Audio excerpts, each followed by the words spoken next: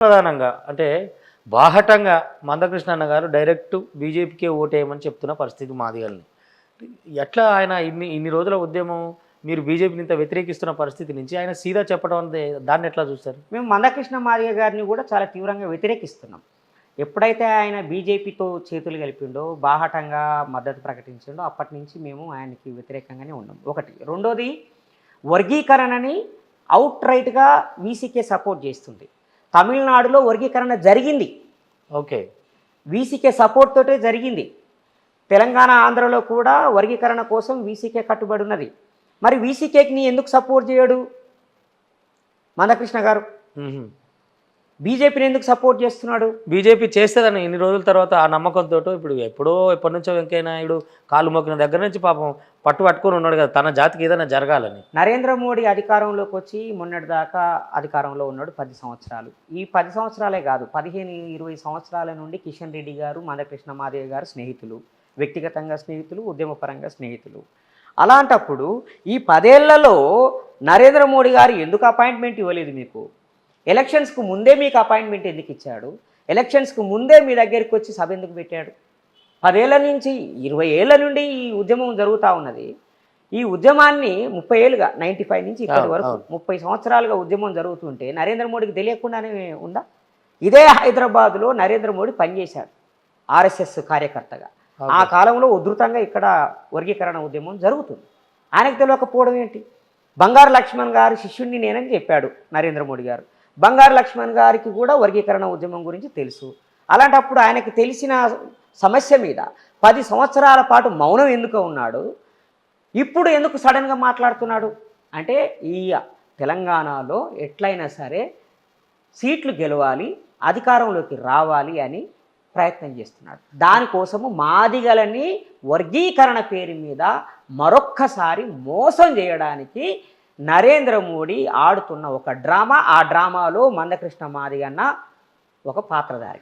ఇప్పుడు ఆయన స్వప్రయోజనం కోసమేనా ఇప్పుడు మళ్ళీ మాదిగలను అడ్డం పెడుతుంది వర్గీకరణ? ఇప్పుడు ఎలా సాధ్యమైతే చెప్పండి? ఇప్పుడు పార్లమెంట్ అయిపోయింది, ఇప్పటికీ ఏమీ జరగలేదు. ఈ పార్లమెంట్ ఎలక్షన్స్ అయిపోయిన తర్వాత తీర్పు వస్తుంది.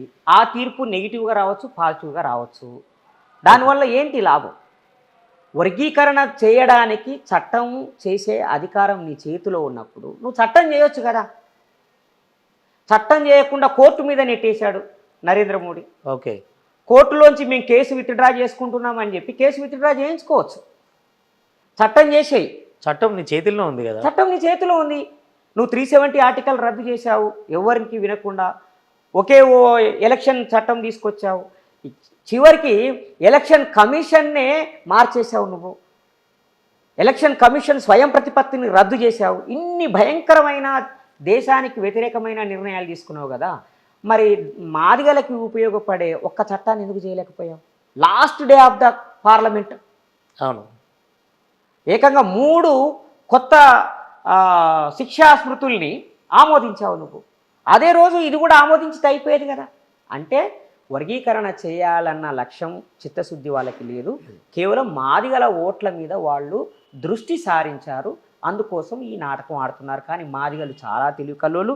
తెలంగాణలో ఉన్న మాదిగ జాతి చాలా మంచి జాతి, చాలా చైతన్యం ఉన్న జాతి. బీజేపీకి వాళ్ళు ఎట్టి పరిస్థితుల్లోనూ ఓటేయరు. ఇంకొక విషయం చెప్పనా, ఎంఆర్పిఎస్ అని చెప్తున్నారు కదా వీళ్ళు. అవును, ఎంఆర్పిఎస్ నాయకులు ప్రతి ఒక్కరు ఏదో ఒక పార్టీలో ఉంటారు. బీజేపీలో ఎవరు లేరు. బీజేపీలో ఉన్న ఎంఆర్పిఎస్ నాయకులు ఎవరు లేరు. వాళ్ళు కాంగ్రెస్లో ఉంటారు, కమ్యూనిస్ట్ పార్టీలలో ఉంటారు, లేదా బీఆర్ఎస్లో ఉంటారు. ఎక్కడో ఈ హైదరాబాద్ సిటీ లాంటి చోట్ల కొంతమంది అది పెద్ద ప్రభావం చూపే విషయం కాదు. కానీ తెలంగాణలో ఉన్న అన్ని పల్లెల్లో ఉన్న ఎంఆర్పిఎస్ నాయకులు వాళ్ళ ఊర్లో కాంగ్రెస్లోనో బీఆర్ఎస్లోనో ఉంటారు, బీజేపీలో ఉండరు. కాబట్టి ఎక్కడి నుంచి వస్తాయి?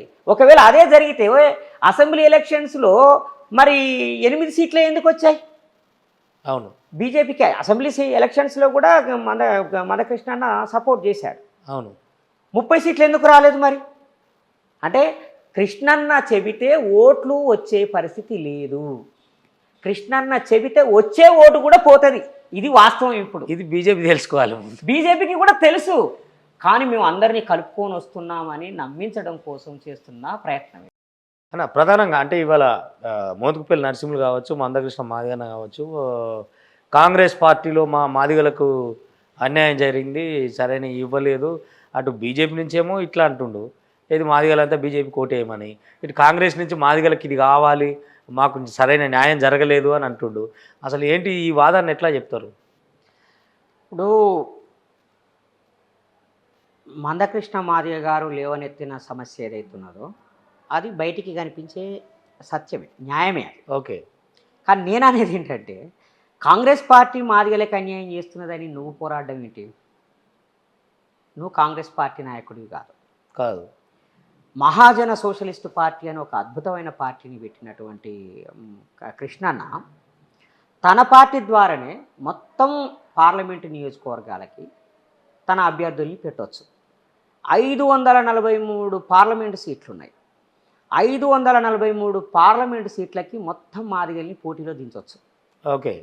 దేశవ్యాప్తంగా దించి మా తెలంగాణలో వర్గీకరణ సమస్యని పరిష్కరించట్లేదు, ఇది జాతీయ సమస్య అని చెప్పి దేశవ్యాప్తంగా ఉన్న 543 సీట్లలో మన వాళ్ళని పోటీలో పెట్టి జాతీయ స్థాయి ఇష్యూగా మార్చవచ్చు. కానీ ఆ పని చేయలేదు. తర్వాత ఉపకులాలకి టికెట్ ఇస్తే కాంగ్రెస్ పార్టీని నేను ప్రశ్నిస్తున్నాడు. మాల ఉపకులాలకి టికెట్లు ఇస్తే మాలల ఆబ్జెక్షన్ చెప్పట్లేదు. ఓకే. వాళ్ళు కలిసి పనిచేస్తున్నారు. మాదిగ ఉపకులాలకి టికెట్లు ఇస్తే మాదిగలు అందరు కాదు, మందకృష్ణ గారు, ఈ ఈయన మోత్కుపల్లి నరసింహులు గారు తీవ్రంగా ఆబ్జెక్షన్ చెప్తున్నారు. మాదిగ ఉపకులాలని సహించకుండా మీరు ఏం ప్రజాస్వామిక ఉద్యమాన్ని నిర్మిస్తారు? ఏ రకమైన ప్రజాస్వామిక పరిభాషని మీరు మాలల్లో ఏం లేదా ఈ సమస్య? మాలల్లో ఏం సమస్య కనిపించట్లేదు. ఓకే. మాదిగ ఉపకులము బైండ్ల, ఓకే, మోచి, ఇంకా చిందు, డక్కలి ఇలాంటి కులాలు అన్నీ ఉన్నాయి. అవును. ఇప్పటి వరకు ఎక్కడైనా చిందుకి, ఒక డక్కలికి, ఒక మాస్టికి, మాదిగ మాస్టికి ఎక్కడైనా ఎంఆర్పిఎస్ అనేది అవకాశం ఇచ్చిందా? ఒక ఎంఎస్పి తరఫునైనా టికెట్లు ఇచ్చారా వీళ్ళు? ఒక బైండ్లకి. నేనేమంటున్నా అంటే నీవే ఒక పార్టీని పెట్టావు, ఆ పార్టీ ద్వారా మాదిగలకి టికెట్లు ఇవ్వచ్చు, ఉపకులాలకి టికెట్లు ఇవ్వచ్చు, ప్రజాస్వామిక వాదులు అనుకున్న ప్రతి ఒక్కరికి టికెట్లు ఇవ్వచ్చు. నువ్వు నీ పని వదిలేసి ఫలాని పార్టీ ఇవ్వట్లేదని పోరాడడం ఎందుకు అంటున్నా నేను. రేవంత్ రెడ్డి మీద ఎందుకు పోరాటం? రేవంత్ రెడ్డి కాంగ్రెస్ పార్టీ నాయకుడు. ఒకవేళ మీరు రేవంత్ రెడ్డి మీద ఫైట్ చేయాలనుకుంటే మీరు కూడా కాంగ్రెస్లో చేరండి, కాంగ్రెస్లో మోత్పల్లి నరసింహులు గారు పోరాడేది న్యాయం. ఎందుకంటే ఆయన being a Congress party member fight చేస్తున్నాడు. మీరెందుకు అంతగానం ఆవేశపడుతున్నారు? నేనేమంటున్నానంటే ప్రజాస్వామ్యం అనేది ఒక కమ్యూనిటీతోటే నిర్మాణం అయ్యేది కాదు. అది సంఖ్యాపరంగా చిన్న కులాలైనా సరే వాటన్నింటికీ సమానమైన న్యాయం దక్కాల.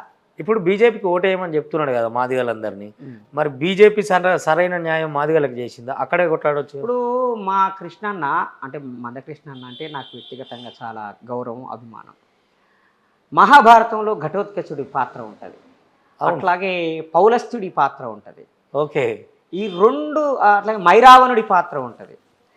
ఈ 3 పాత్రలు తమకి సంబంధం లేని యుద్ధంలో పాల్గొని ప్రాణాలు కోల్పోయిన పాత్రలు. ఓకే. ఇప్పుడు మా కృష్ణన్న ఆ ఘటోత్కచుడి పాత్రలను పోషిస్తున్నాడు. ఘటోత్కచుడు అంటారు. ఇప్పుడు కృష్ణన్న ఘటోత్కచుడిగా మారిపోయాడు. కాకపోతే ఏంటంటే ఇప్పుడు పాండవులకి కౌరవులకి మధ్యన యుద్ధం జరుగుతున్నప్పుడు ఆ 2 పక్షాలని ఒంటి చేత్తో ఓడించగలిగిన అద్భుతమైన శక్తి సంపన్నుడు ఘటోత్కచుడు. ఓకే. మైరావణుడు, పౌలస్తుడు, వీళ్ళందరూ కూడా పౌలుడు, వీళ్ళందరినీ పిలవకుండానే పోయి చిన్నాయన మీ తరఫున యుద్ధం చేస్తాం, పెదనాయన మీ తరఫున యుద్ధం చేస్తాం అని చెప్పిపోతే మంచిది బిడ్డ రాండి అని చెప్పి వాళ్ళని బలిచ్చారు. ఓకే. ఆ యుద్ధంలో అన్యాయంగా చంపేశారు. ఇప్పుడు బీజేపీకి కాంగ్రెస్కి మధ్యన జరుగుతున్న ఈ యుద్ధంలో బీజేపీ పక్షాన మందకృష్ణన్న పోయాడు. దానివల్ల ఆ కురుక్షేత్ర యుద్ధంలో పాండవులు గెలిచినా అధికారం వాళ్ళదే, ఎందుకంటే ఒకటే కుటుంబం. అవును. అన్నదమ్ముల పిల్లలే. ఓకే. పాండవులైనా కౌరవులైనా అన్నదమ్ముల పిల్లలే, ఒకటే కుటుంబ తగాదా అది. అవును. ఆ కుటుంబ తగాదాలో ఎవరు గెలిచినా అధికారం వాళ్ళ చేతిలోనే ఉంటుంది. కానీ కృష్ణన్న చేతిలోకి రాదు. ఓకే. కాంగ్రెస్ గెలిచినా బీజేపీ గెలిచినా అధికారం అగ్రకులాల చేతుల్లోనే ఉంటుంది, కృష్ణన్న చేతుల్లోకి ఏం రాదు. రాదు. కానీ బలయ్యేది కృష్ణన్న. ఒక్కడే పోతలేడు కదా మళ్ళీ ఒక్కడే పోవట్లేదు, అందరినీ తీసుకొని పోయి ఆ కురుక్షేత్ర, అదే చెప్తున్నా, కురుక్షేత్ర యుద్ధంలో పాండవులు తక్కువ మంది చచ్చిపోయారు, కౌరవులు పాండవులు ఎవరు చచ్చిపోలేదు, 5 బతికే ఉన్నారు. కౌరవులు అందరు చచ్చిపోయారు, వాళ్ళ పిల్లలు చచ్చిపోయారు. ఇటు పాండవుల పిల్లలు పంచ పాండవులు వాళ్ళు చచ్చిపోయారు, అంటే ఉప పాండవులు అంటారు. పాండవుల పిల్లలు ఉప పాండవులు వాళ్ళు చచ్చిపోయారు. కానీ అధికారం అంతిమంగా ఎవరి చేతుల్లో ఉన్నది? మళ్ళీ ఆ కుటుంబం చేతిలోనే ఉంది. ఘటోత్కచుడికి ప్రాణాలు పోయినాయి, కానీ ఆ కుటుంబానికి ఏం రాలేదు. అంతే. అందుకని ఇక్కడ కాంగ్రెస్ బీజేపీ మధ్యన జరిగే సంఘర్షణలో అధికారం వాళ్ళ మధ్యన బదలాయించబడుతుంది తప్ప కృష్ణన్నకేమి రాదు, ఇందులో సమిధైపోవడమే. అందుకని ఆ విషయం ఆయనకు తెలియదు అంటారా? కృష్ణన్నకెందుకు తెలియదు? కృష్ణన్న ఇంకొక పోలిక కూడా చెప్పాలి, ఏ మాట కా మాట. కృష్ణన్న మహాభారతంలో కృష్ణుడు లాంటివాడు. అంటే ఈ క్యారెక్టర్ కూడా ఆయన, ఈ క్యారెక్టర్ కూడా ఆయనదే ఉంటుంది మళ్ళీ ఒక్కొక్కసారి. ఓకే. అంటే అందరూ కత్తులు పట్టుకొని కొట్టుకుంటా ఉంటారు, కృష్ణుడికి మాత్రం ఒక్క దెబ్బ దాకదు, కానీ బండి నడుపుతుంటాడు. బండి నడుపుతూ ఉంటాడు. కొన్నిసార్లు ఆ పాత్ర కూడా పోషిస్తాడు, అయితే అన్నిసార్లు అదే పాత్ర పోషించే అవకాశం లేదు. అందుకని కృష్ణని మనం ఒక కోణంలోనే వ్యాఖ్యానించలేం. ఆయనకి బహురూపాలు ఉంటాయి, బహుముఖాలు ఉంటాయి, ఆయన బహుముఖ ప్రజ్ఞాశాలి. అయితే ఆ ప్రజ్ఞాశాలి, బహుముఖ ప్రయోజనశాలి అయితే బాగుండేది కదా. బహుముఖ ప్రయోజనశాలి కూడా అయితే బాగుండు, కానీ కొన్నిసార్లు ఆయన తీసుకునే ఆ ఆలోచనల మూలంగా, నిర్ణయాల మూలంగా తన సొంత జాతే నష్టపోతూ ఉంటుంది.